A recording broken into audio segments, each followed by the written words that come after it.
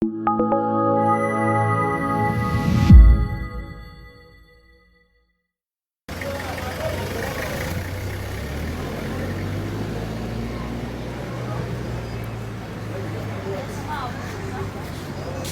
الحظر من الساعة 11 بالليل لحد 6 الصبح ده هيوجد كوارث.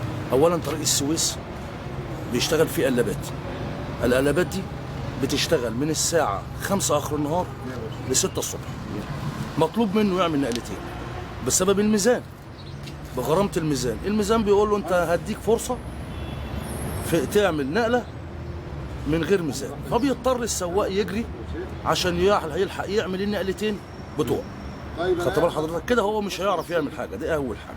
وبعدين انا النهارده اما تيجي تقول لي انا رايح التجمع الخامس، داخل مدينه التجمع الخامس، مشيت من على الدائري ده فين المكان اللي انا هقف فيه اركن عقبال ما تيجي الساعه 11 بالليل واخش المدينه.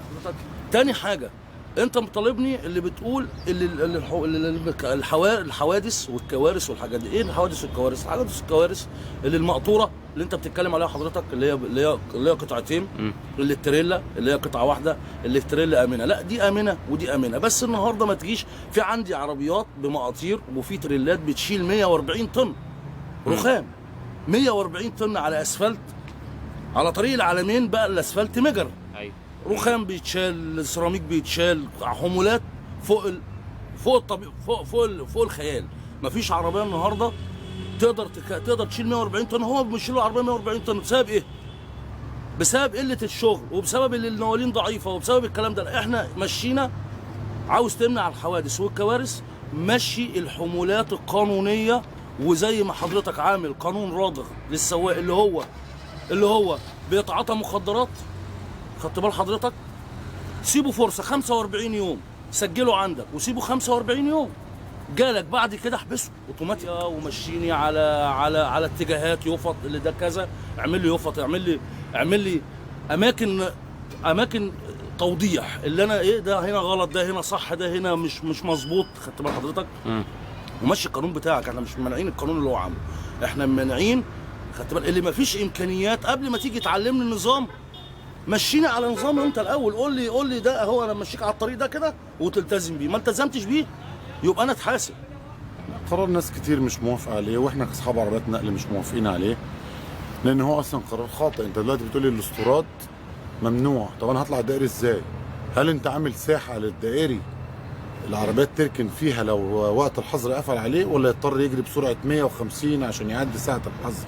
زي قرار الحمولات الزياده اللي هو قال لك قبل كده من 4-5 سنين فاتوا ان قرار الحظر، ان قرار التحميل بالحمولات الزياده 50 جنيه على الطن، وبعد كده رجع قال لا يا جماعه ادفعوا 20 وحملوا زي ما انتوا عايزين تحملوا. لمصلحه مين؟ انت خايف على الطرق، ما تحمل عربيات 30 طن وتمشي. انت بتقول ان العربيات بتسبب حوادث ليه؟ انت مش مؤهل للتحميل. العربيه زي دي مثلا موديل سنه 99 شغاله بقى لها كام سنه؟ عدت ال 15 سنه، مش كده؟ ايوه. اولا هي غير صالحه، انت بتستورد لي قطعه غيار فاشله بايظه بتستوردها، فين الرقابه على الاستيراد؟ كاوتش بايظ، انا بشتري جزء الكاوتش الصيني ب 7000 جنيه وهو بايظ ومش شغال ويشيع بعد يوم. سبب العربيات اللي اتقلبت الميكروباص اللي هم بيتكلموا عليها سرعه زياده اتقلبت بسبب عجله قدام شيعت، لان العجله داخله عشان التاجر يكسب، بيدخل اسوأ عجل. انت كرقابه عندك رقابه صناعيه بتراقب عليها؟ اصدر قرار واحد حمولها 30 طن ماشي، ولا تسبب في حوادث، ولا تسبب في طرق تبوظ، ولا تسبب في كباري تبوظ، ولا الكلام ده كله. انت النهارده بتصدر لي قرار ان انا امشي في وقت معين. امشي فيه ازاي؟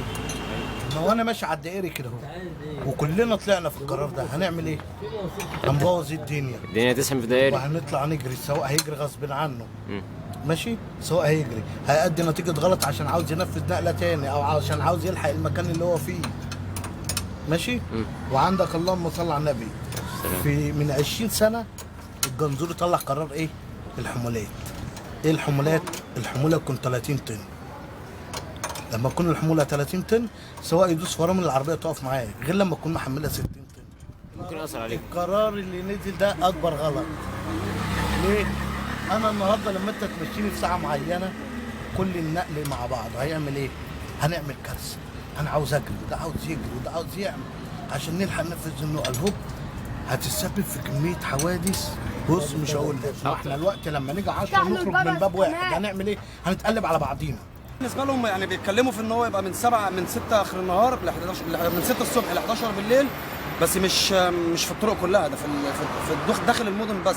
تمام. يعني مش في جميع المحافظه او كده او ان هو رابط مكان معين، هو بس داخل المدن عشان التكدسات والزحمه والحاجات اللي زي كده. اما بس يعني مش هيبقى ضرر قوي، مش هيبقى ضرر قوي بالنسبه لنا في حته، لان احنا بالنسبه لنا هو هيعرضنا لسرقه وهيعرضنا لمخاطر زي كده عشان نمشي الليل وعشان الكلام ده، وعشان بس بيبقى موقف حالنا من ناحيه ان احنا تاخير في الشغل وتاخير ساعات العمل، بتبقى خلاص في تقلص في ساعات العمل بيقل معانا في الشغل.